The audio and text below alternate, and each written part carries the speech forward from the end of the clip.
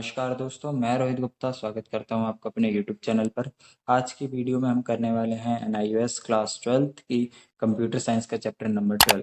ये वीडियो मैंने पहले भी डाली थी, उसका ऑडियो क्वालिटी उतना अच्छा नहीं था जिस वजह से समझने में थोड़ी सी प्रॉब्लम आ रही थी। इसलिए ये वीडियो जो है दोबारा से रिकॉर्ड करके दोबारा अपलोड कर रहा हूँ मैं, ताकि आपको चैप्टर अच्छे से समझ में आ सके। उससे पहले हम कंप्यूटर साइंस का सिलेबस देख लेते हैं, कितने चैप्टर आपके एग्जाम में आने वाले हैं और कितने नहीं आने वाले, क्योंकि ये बहुत ज़्यादा इंपॉर्टेंट, आपको पता होना चाहिए कौन से चैप्टर आपके आ रहे हैं कौन से नहीं आ रहे। और ये चीज़ सब पेपर सारे सब्जेक्ट में नहीं होता कि TMA वाले चैप्टर जो है आपके एग्जाम में ना आए। कुछ चुनिंदा चैनल सब्जेक्ट पे ही होते हैं, और वो वीडियो मैंने अपने चैनल पर डाल रखी जिसमें मैंने सब्जेक्ट्स के नाम बताए थे। तो यहाँ पे हम देखते हैं मॉड्यूल 1 और मॉड्यूल 2, ये पूरी की पूरी TMA बेस्ड है। उसके बाद मॉड्यूल 3 में जो है ये PE लिखा हुआ है, यानी पब्लिक एग्जामिनेशन, यानी मॉड्यूल 3 और मॉड्यूल 4 ये दोनों आपके क्या है, पब्लिक एग्जामिनेशन है, यानी चैप्टर नंबर 12 से लेके 26 तक आपको करने हैं। उसके बाद मॉड्यूल 5 भी हम देखते हैं, वो भी TMA बेस्ड है। तो यानी कि कुल 29 चैप्टर में से आपके 14 जो है आपके TMA में आते हैं और 15 जो है आपके पब्लिक एग्जाम में आते हैं। लेकिन ये TMA के जो स्टार्टिंग के चैप्टर है, थोड़ा सा इसमें से पढ़ लेंगे तो आपके लिए बेस्ट रहेगा, क्योंकि आपको थोड़ा बहुत बेसिक समझ में आ जाएगा। जैसे chapter number 4, chapter number 3, chapter 2, chapter 1, ये सारी चीज़ें, और चैप्टर नंबर 5 और 6। ये मतलब मॉड्यूल 1 जो है ना, बेसिक कंप्यूटिंग, ये आपको पूरी पढ़ लेनी है। इससे आपको बहुत ज़्यादा हेल्प हो जाएगी। बाकी digital documentation, spreadsheet, digital presentation, ये इतना पढ़ने की ज़रूरत नहीं है। ठीक है, ये पहले स्टार्टिंग के 7 चैप्टर अगर आप पढ़ सकते हैं तो पढ़ लीजिएगा, अदरवाइज आप चैप्टर नंबर 12 से भी स्टार्ट कर सकते हैं। तो फिलहाल स्टार्ट करते हैं चैप्टर का सॉल्यूशन। बिना टाइम वेस्ट करे करते हैं चैप्टर का इंट्रोडक्शन स्टार्ट। तो सबसे पहले C++ है क्या? तो देखो, C++ एक लैंग्वेज है। बहुत सारी लैंग्वेज होती है। लैंग्वेज का मीन्स जिसके एक मीडियम होता है, लैंग्वेज जिसके थ्रू हम कम्युनिकेट कर पाते हैं। वैसे ही ये C++ जो है एक यूज़र या आप प्रोग्रामर बोल लें उसके और कंप्यूटर के बीच का एक मीडियम है, जिससे हम दोनों एक दूसरे से कम्युनिकेट कर पाते हैं, अपनी बात जो है उसको समझा पाते हैं। ठीक है, तो बहुत सारी लैंग्वेज आपको देखने को मिल जाती है, लेकिन जो हम NIOS क्लास 12th में पढ़ने वाले हैं वो है C++। तो इसके बारे में थोड़ा सा जान लेते हैं। ये डेवलप कहाँ पे हुई थी? तो AT&T बेल लेबोरेटरीज में डेवलप हुई थी 1980s में, और बेजन ने इनको डेवलप किया था। ठीक है, ये आगे आपका नाम, यहाँ पे नाम आ जाता है, यहाँ पे डेट आ जाती है, और ये प्लेस का नाम आ जाता है। तो MCQ वगैरह में या फिल इन द ब्लैंक्स में ये आपसे क्वेश्चन पूछ सकता है। इसके बाद सबसे पहला जो टॉपिक आता है वो है C++ कैरेक्टर सेट। तो सबसे पहली चीज जो क्वेश्चन आता है वो है कैरेक्टर सेट होता क्या है। तो देखो, character set is a set of valid character that a language can recognize. कह रहा है कि एक वैलिड कैरेक्टर्स का सेट मींस ऐसे कैरेक्टर के सेट जो किसी लैंग्वेज को समझ में आ सके या उसको वो पहचान पाए, उसी को हम क्या कहते हैं, कैरेक्टर सेट कहते हैं। जैसे कि मैं कोई वर्ड्स वगैरह बहुत सारे वर्ड्स यूज कर रहा हूँ तो वो आपको समझ में आ पा रहे हैं। ठीक है, तो वो आपके लिए वैलिड है। अगर मैं कुछ ऐसे वर्ड, मान लो अगर आप हिंदी आपको समझ में आती है, मैं तमिल में बोलने लग जाऊँ या तेलुगु में बोलने लग जाऊँ, आपको समझ में नहीं आएगा। तो क्या हुआ, आपके लिए इनवैलिड हुआ, आपको वो समझ में नहीं आएगा।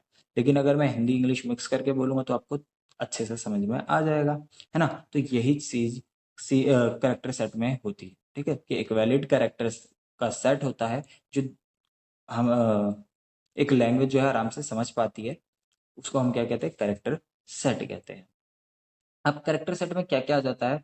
करेक्टर सेट में कोई भी लेटर यानी ABCD, डिजिट 0 से लेके 9, एनी अदर स्पेशल करेक्टर जैसे कि हैशटैग हो गया, और ग्रेटर देन हो गया, लेस देन हो गया, एट द रेट हो गया। तो ये बहुत सारे जो साइन सिंबल है या स्पेशल कैरेक्टर है हम बोल सकते हैं।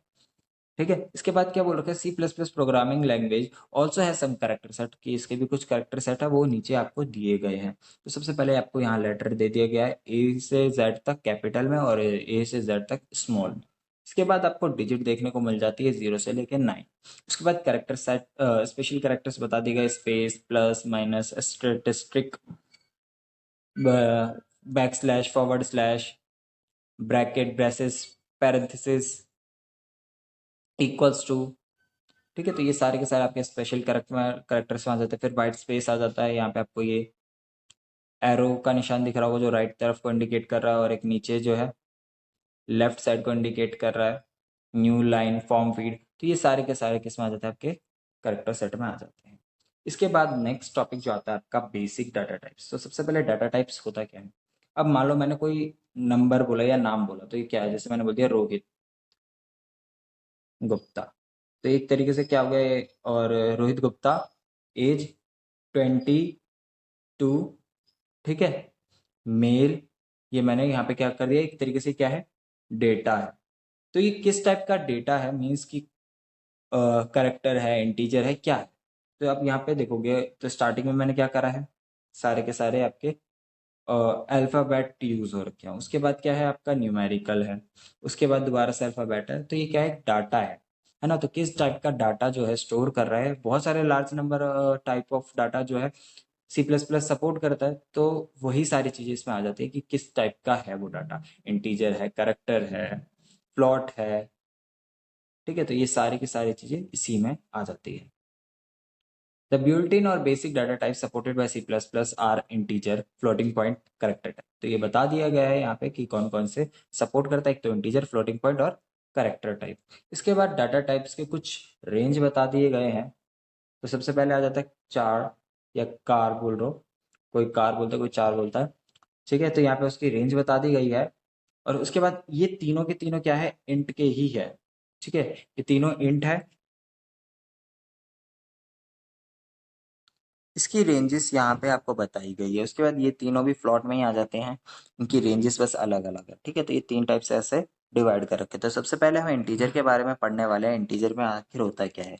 तो इंटीजर में क्या बोला है, integer is an integral whole number without a decimal point. कह रहा है इंटीग्रल होल नंबर है, होल नंबर क्या होता है, जीरो से स्टार्ट होते हैं। तो ये होल नंबर है जिसमें कोई डेसिमल प्लेस नहीं होती है, ठीक है। और these numbers are used for counting, ठीक है, इनका यूज किस लिए होता है, काउंटिंग के लिए होता है। For example 26, 373 minus 1729 are valid integer, ठीक है। इसके बाद आ जाता है आपका floating, floating point type, float.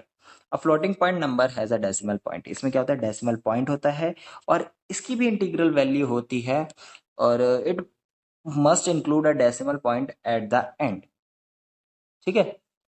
इसके बाद थर्ड पॉइंट में देखते हैं हम, these numbers are used for measuring quantities, quantities को मेजर करने के लिए, यानी किसी भी चीज की मात्रा को मापने के लिए इसका यूज होता है। For example, example of valid floating point numbers are 27.4 minus 927.40.03। तो यहाँ पे बता दिए गए हैं, कुछ एग्जाम्पल दिए गए हैं। उसके बाद क्या बोला है, a floating type data can be use to hold number from, अब यहाँ पे बताया गया है कि इसकी रेंज बता दी गई है यहाँ से।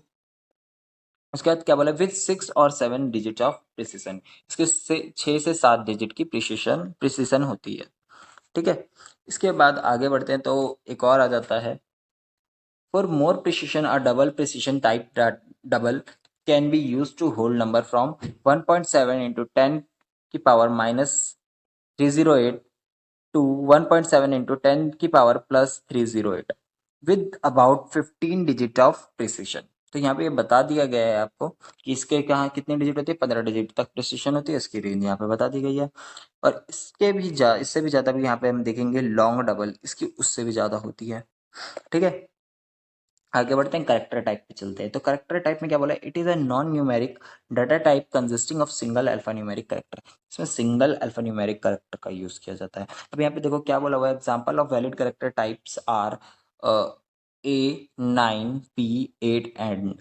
तो यहाँ पे बता रखा है इसको कैसे डिनोट किया जाता है, ऐसे इन्वर्टेड सिंगल कोट्स लगा के ए लिख दिया, 9 लिख दिया, ठीक है। तो यही चीज यहाँ पे बताई गई है थर्ड पॉइंट में, it may be noted here that 9 and inverted comma 9 are of different data types, the former is type of int and latter of type char. तो मीन्स क्या है, अगर आपको ऐसे इन्वर्टेड कॉमा में 9 लिख दिया है तो वो आपका करेक्टर हो जाता है, करेक्टर टाइप हो जाता है। लेकिन अगर सिर्फ 9 लिखता हूँ तो वो इंटीजर टाइप हो जाता है, ठीक है। तो आई होप आपको ये टॉपिक भी अच्छे से क्लियर हो गया होगा। इसके बाद आ जाता है आपका टोकन्स। अब टोकन्स में क्या है, अब ये भी जान लेते हैं। तो देखो, token is a group of character that logically belong together.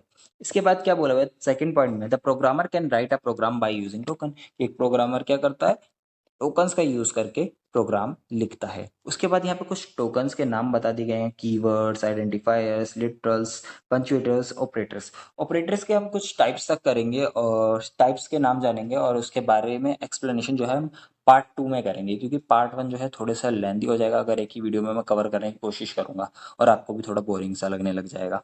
ठीक है, बाकी अपनी तरफ से जितना बेस्ट हो सकता है उतनी बेस्ट तरीके से मैं समझाने की कोशिश कर रहा हूँ। इसके बाद आ जाता है आपका कीवर्ड्स। कीवर्ड्स क्या होते हैं, तो देखो कुछ रिजर्व्ड वर्ड्स होते हैं, ठीक है, जिनका मीनिंग पहले से ही कंपाइलर को पता होता है, उनको हम क्या कहते हैं, कीवर्ड्स कहते हैं। There are some reserve word in C plus plus which have predefined meaning to the compiler called keywords. अब कीवर्ड्स के यहाँ पे कुछ लिस्ट दी गई है, वो आप एक बार देख लीजिएगा। इसके बाद आपका आ जाता है identifier.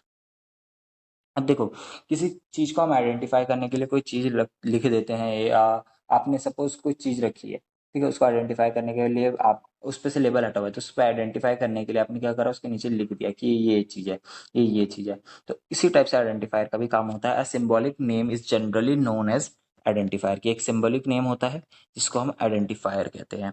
The identifier is a sequence of character taken from C plus plus character set. क्या कह रहा है, आइडेंटिफायर में करेक्टर्स का सीक्वेंस होता है जो करेक्टर सेट में से लिया जाता है, जो करेक्टर सेट्स थे उसी में से लेके आइडेंटिफायर को बनाया जाता है।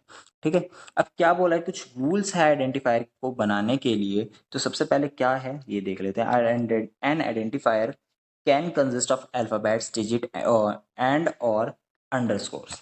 कह रहे कि आप अल्फाबेट का यूज कर सकते हैं, डिजिट का भी यूज कर सकते हैं, या फिर अंडरस्कोर्स का भी यूज कर सकते हैं, या फिर इन तीनों का ही एक में यूज कर सकते हैं। ठीक है, इसके बाद सेकंड पॉइंट में क्या बोला है, it must not start with a digit. लेकिन एक कंडीशन है, आप इन तीनों का यूज तो कर सकते हो, लेकिन अल्फाबेट्स तो पक्का आएगा ही आएगा। क्यों, क्योंकि आपका ये कभी भी डिजिट से स्टार्ट नहीं होगा, यानी 0 से लेके 1 तक के जो नंबर है आइडेंटिफायर को आप उससे नहीं लिख सकते। ठीक है, इसके बाद थर्ड पॉइंट में क्या बोला है, C plus plus is a case sensitive. क्या है, केस सेंसिटिव। केस सेंसिटिव का मीन्स क्या होता है, अगर मैं कैपिटल में कोई चीज लिखूं उसका मीनिंग अलग होगा, और मैं स्मॉल में अलग लिखूं तो उसका मीनिंग क्या होगा, अलग होगा। जैसे यहाँ पे एग्जाम्पल दे रखा है, टोटल, कैपिटल में टोटल लिखा हुआ और एक स्मॉल में टोटल लिखा हुआ है, तो दोनों अलग अलग आइडेंटिफायर है। ठीक है, उसके बाद फोर्थ पॉइंट में क्या बोला है, it should not be reserve word. और क्या, ये रिजर्व वर्ड नहीं होने चाहिए, यानी कीवर्ड्स जो है ये नहीं होने चाहिए, आइडेंटिफायर कभी भी कीवर्ड्स नहीं हो सकते। ठीक है, इसके बाद नेक्स्ट पॉइंट में चलते हैं, सी पार्ट। ठीक है, ए बी हो गया, आई होप आपको समझ में आ गया होगा। इसके बाद आ जाता है literals. Literals often refer to as constant are data items that never change their value during the execution of the program. अब इसमें क्या बोल रहा है कि इसको जो है कांस्टेंट भी बोलते हैं। अब कांस्टेंट बोलने का रीजन क्या है, इसका रीजन ये है कि जब भी हम प्रोग्राम को क्या करते हैं, एग्जीक्यूट करते हैं, एग्जीक्यूशन करवाते हैं प्रोग्राम का, तो उसकी वैल्यू जो है कभी भी चेंज नहीं होती है। ठीक है, data items that never change their value, जिन डाटा आइटम्स की वैल्यू प्रोग्राम के एग्जीक्यूशन के टाइम पे कभी भी चेंज नहीं होती है, उसी को हम क्या कहते हैं, लिटरल्स कहते हैं या कांस्टेंट कहते हैं। ठीक है, इसके बाद आ जाता है इसमें फर्स्ट टाइप जो है वो है इंटीजर। देखो, the types of literals available in C plus plus are integer constant. Integer constant है सबसे पहले, तो इंटीजर कांस्टेंट में क्या दिया गया है वो पढ़ लेते हैं पहले। Integer constant are whole number without any fractional part. इसमें फ्रैक्शनल पार्ट नहीं होगा, होल नंबर होगा ये। ठीक है, इसके बाद सेकंड पॉइंट में क्या बोला है, it must contain either plus or minus sign, but decimal point or commas does not appear in any integer constant. कह रहे हैं कि डेसिमल पॉइंट और कॉमा ये नहीं होंगे इसमें, इसकी जगह प्लस और माइनस आप यूज कर सकते हो। ठीक है, इसके बाद थर्ड पॉइंट में क्या बोला है, C plus plus allows 3 types of integer constant. 3 type के इंटीजर कांस्टेंट होते हैं। सबसे पहला है decimal base 10। It consist of a sequence of digits and should not begin with zero. कह रहे कि डिजिट का सीक्वेंस होता है, लेकिन इसको जीरो से स्टार्ट नहीं करते हैं। ठीक है, जैसे यहाँ पे एग्जांपल दे दिया, 124 माइनस 179 प्लस 108। उसके बाद आ जाता है आपका ऑक्टल बेस 8। अब इसकी शुरुआत जो है किससे होती है, जीरो से शुरुआत होती है। इसमें भी डिजिट होते हैं, जैसे कि एग्जांपल हो गया 014 012। ठीक है, एग्जांपल हो गया इसके। इसके बाद सी वाला आ जाता है आपका hexadecimal base 16। It consist of a sequence of digit preceed by OX और OX, for example OXC, OXG. कह रहा है कि इसकी शुरुआत किससे होती है, ओएक्स से स्टार्ट होती है, चाहे वो कैपिटल में हो या फिर स्मॉल में हो।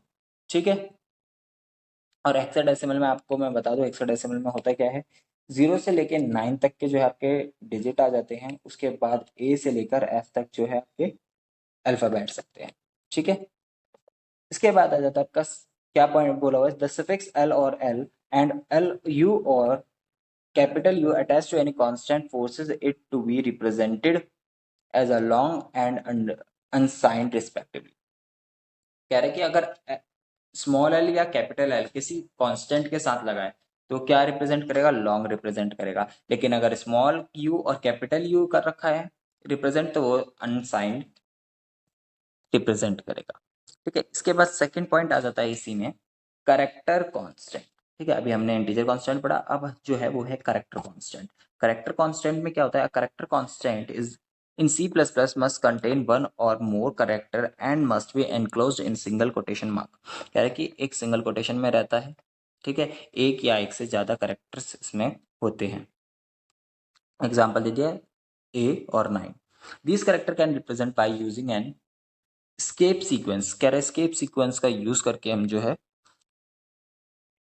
इसको रिप्रेजेंट करते हैं। ठीक है, and escape sequence represent a single character, और एक स्केप सीक्वेंस में क्या होता है, सिंगल कैरेक्टर को रिप्रेजेंट किया जाता है। तो यहाँ पे आप देख सकते हो स्केप सीक्वेंस में एक बैक स्लैश और उसके बाद एक अल्फाबेट यानी कि ए दिया गया है जिसका नॉन ग्राफिक कैरेक्टर क्या है, पेल और बीप।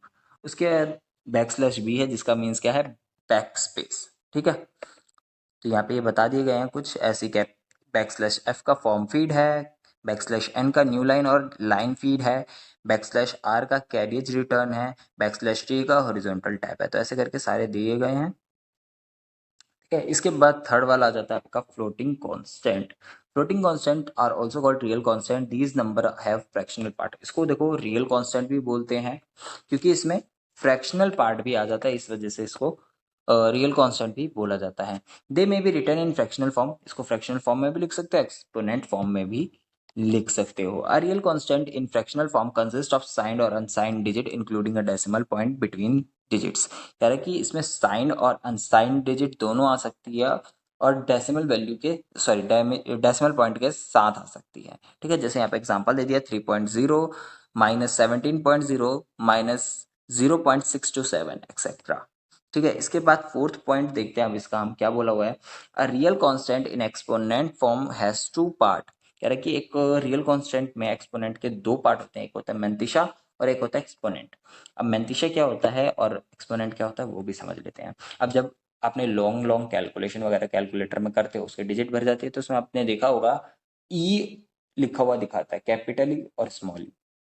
उसका मीनिंग क्या होता है यहाँ पे पता जाएगा। The mantissa is either an integer or a real constant followed by letter E. कह रहा है कि लेटर ई से पहले जो दिया रहता है वो आपका मेंटिशा होता है, और लेटर ई के बाद जो दिया रहता है इंटीजर वो आपका क्या होता है, एक्सपोनेंट होता है। जैसे कि यहाँ पे 2e03 था, तो 2 जो है वो मेंटिशा है और 03 जो है वो एक्सपोनेंट है। ठीक है, आगे बढ़ते हैं। अब फोर्थ पॉइंट आ जाता है आपका स्ट्रिंग लिटरल्स। स्ट्रिंग लिटरल क्या है, आपका sequence of character enclosed with in double quotes is called string literal. क्या है, इसको डबल क्वोट्स में डाला जाता है यानी इस तरीके से लिखा जाता है, करेक्टर ही होता है इसमें भी। और दूसरी चीज क्या बोलिए, string literal is by default automatically added with a special character \o which denotes the end of the string. कह रहा है जब भी आप इसको लिखोगे, कोई भी आपने लिखा तो उसके बाद क्या आ जाएगा, एक बैक स्लैश और उसके पीछे लिखा होगा ओ। ठीक है, जिसका मतलब क्या होता है, आपकी यहाँ पे स्ट्रिंग जो है खत्म हो रही है, जिस वजह से क्या होता है, स्ट्रिंग का जो है साइज एक करेक्टर से बढ़ जाता है। अब एग्जाम्पल दे रखा है, अगर आपने कंप्यूटर लिखा तो उसको कैसे रिप्रेजेंट किया जाएगा, backslash computer backslash O in the memory and it size is 9 character, और इसका साइज क्या हो जाएगा, 9 करेक्टर। अब यहाँ पे कंप्यूटर में देखोगे तो 8 करेक्टर है, लेकिन जैसे ही आपने इसको ऐसे इसमें लिखा है तो यहाँ पे \o आया और ये 9 करेक्टर का हो गया। इसके बाद डी आ जाता है आपका पंचुएटर्स। इसके बाद आपका ऑपरेटर आएगा जो कि लास्ट टॉपिक होगा। पंचुएटर मीन्स क्या होता है, एक तरीके से पंचुएशन साइन सुने होंगे आपने बहुत सारे, इंग्लिश वगैरह में, हिंदी में भी सुने होंगे, पूर्ण विराम वगैरह।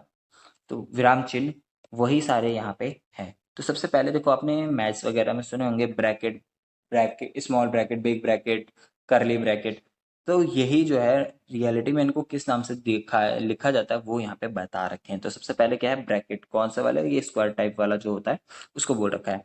क्या बोला है, opening and closing bracket indicate single and multi dimensional array subscript. ये क्या इंडिकेट करता है, सिंगल और मल्टी डायमेंशनल एरे सबस्क्रिप्ट को। उसके बाद पैरेंथेसिस यानी स्मॉल ब्रैकेट जिसे हम बोलते हैं, वो क्या इंडिकेट करता है, फंक्शन कॉल को इंडिकेट करता है, function parameter for grouping expression को भी करता है इंडिकेट। इसके बाद कर्ली ब्रैकेट बोलते हैं जिसे हम, या फिर ब्रेसेस बोल लें, वो क्या इंडिकेट करता है, ये इंडिकेट करता है स्टार्ट और end of a computer compound statement. ठीक है, किसी कंपाउंड स्टेटमेंट का स्टार्ट और एंड इंडिकेट करता है। इसके बाद आपका आ जाता है कॉमा।